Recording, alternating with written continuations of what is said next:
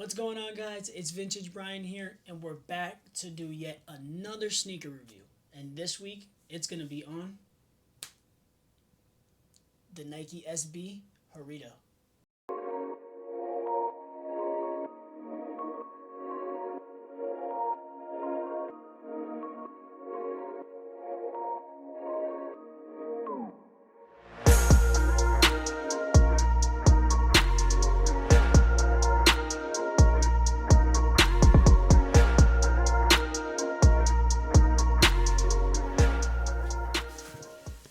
Okay, now just a quick little backstory on this. I'm not really familiar with this overall brand that much, but I do know that the Jarritos brand was started in 1950 by a man named Don Francisco, and they used to call him El Güero.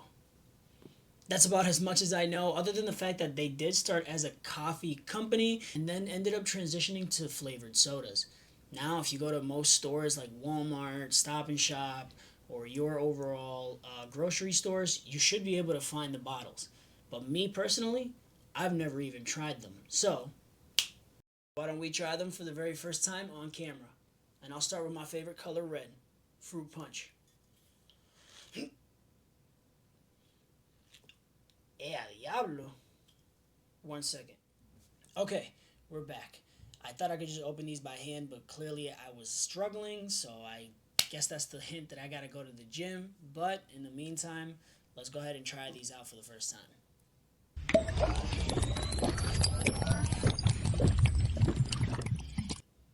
This was good. I could get by this. This one's solid. For it being the first one, that's a good impression. Now number two is Mandarin.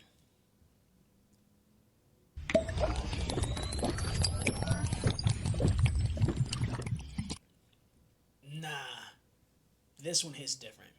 I might like this one more than that one. Off to a really good start though. Next one is Tamarindo. Uh, it really reads tamarind, but I'm Spanish. I ain't reading that like that. But let's try it.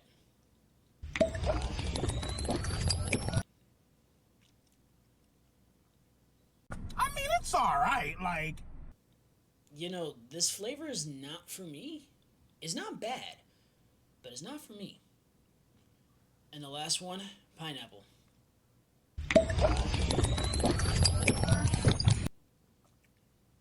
Oh yeah, this one's fire. This one's fire. All in all, for this being the first time that I try these, they're really not that bad. I might have to do a little more research into them because these slap. Now, if I rank them from best to worst, I'm definitely putting the orange one here, the red one here, pineapple, and then tamarindo. I think this is the proper order. So let me know down below in the comments if you agree with me and what's your favorite flavor, whether it's one of these four or one of the ones I'm missing. But let's actually get onto the shoe. Now, as for the sneaker's actually really dope in hand. I actually wasn't going to go for this release. The only reason I actually have these shoes in my hand is because my local skate shop, Theory, released the raffle information on IG, and I went ahead and entered just to see if I could win my size, do a review for you guys, and well, I won. Now, this shoe actually has two separate release dates. It released on May 6th for like local skate shops, in your area. They would have been posting the release details for you to enter the raffles or first come first serve basis. But usually they do raffles for these shoes. And on May 6th, you were able to go ahead and pick up your pair at your local skate shops if you won, like I did. But this shoe actually releases on Nike sneakers May 10th for a retail price of $130. Now, I was able to go ahead and win this pair in my personal size, which is a 9.5, which right now is reselling for upmost of $400. So I will say that I am blessed to go ahead and have this shoe for retail, and I do not take that lightly. Now, in hand, there's a lot of nice details about this shoe that I didn't realize when they first announced them.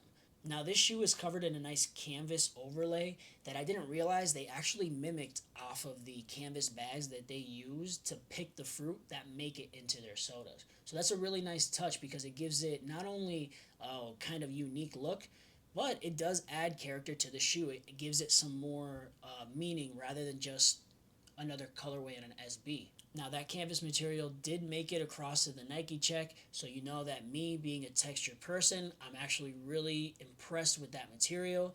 And a really nice touch about these canvas overlays is that all of them actually break away to reveal more orange hidden underneath those areas. So if you did want to go ahead and cut this pair up, you could have all orange around these areas and underneath the Nike check, which is a really nice touch. It's just a way for you to go ahead and customize these shoes to your overall preference. Me personally, I'm keeping mine like this, but if you're a type of person that likes to make the shoes stand out a little more, it's not a bad idea to go ahead and cut up the shoe a little bit, give it some character, make it your own. Now, as for the rest of the shoe, it's covered in a nice nubuck material. It's one of those nubucks that for me is scary. I want to go ahead and kind of waterproof those areas so that if I wear them and something gets on it, I can take it off and not ruin the material. It isn't that nice buttery smooth suede, but I think that with the canvas on this shoe and the way that this is like a rougher material, the nubuck actually complements it really well.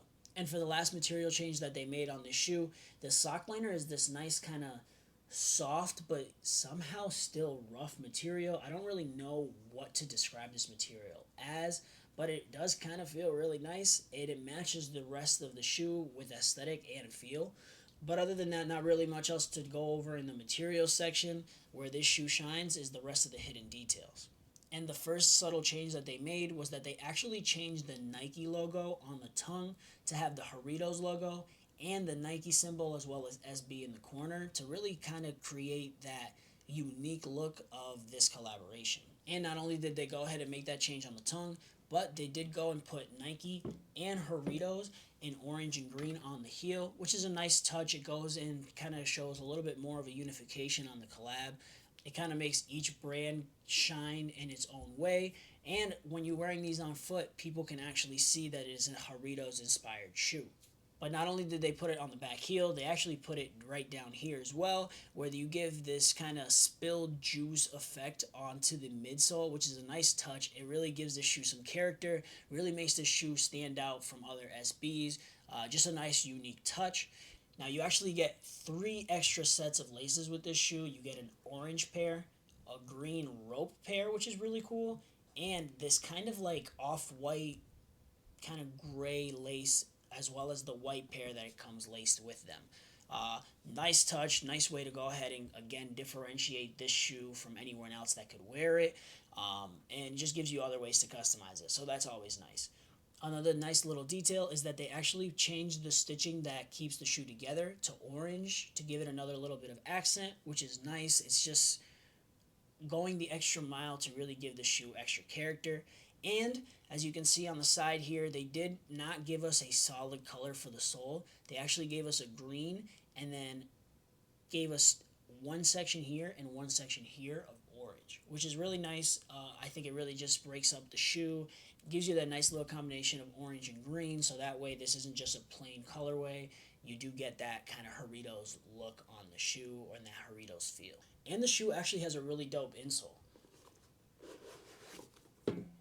They have a whole bunch of fruits kind of put across the insole of the shoe and the Nike SB / Jarritos logo down on the bottom. So that's a really cool insole, nice little touch. You don't really get to see it, but it's just that attention to detail that Nike puts into their shoe, which really just makes the shoe shine for me. Now on foot, this shoe just catches attention. It could have very easily been a simple colorway, but the way that they put the orange and the green into the shoe and the logos that they put on the shoe really just make it stick out. Like when you see that green Nike check, it just hits different.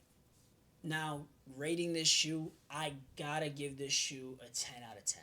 Like, this sole colorway is fire. I think that the history behind it, the different materials and their explanations for applying the materials, the extra sets of laces, the tearing away material, the logos. I just think that for being a collab, Nike definitely went out of their way to let you know that it's not just Nike's shoe, but it's also Jarritos' shoe. I really wish that they would have done like a Jarritos pack.